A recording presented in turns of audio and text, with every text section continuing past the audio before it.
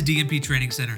I'm Barrett, and today I want to talk about an update to Entre that gives your customers a seamless user management solution.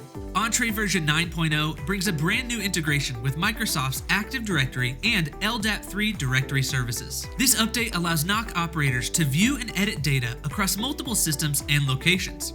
This includes user passwords and account information. For example, when an HR directory is updated, that information can be automatically fed into Entre. This removes double data entry and training requirements and concerns over changes made in Entre that shouldn't be. This gives Entre NOC users peace of mind knowing that both systems are updated automatically. Other updates to version 9.0 include the ability for more than one operator to add panels to Entre at once. You no longer have to wait for one operator to complete adding a panel before the next can begin. Other improvements include the ability to change an area zone type to a 24-hour zone and vice versa. Other updates include added flexibility to zone programming and overall performance improvements when Entre is started up. To take advantage of these features in Entre 9.0, reach out to DMP Technical Support or visit dmp.com.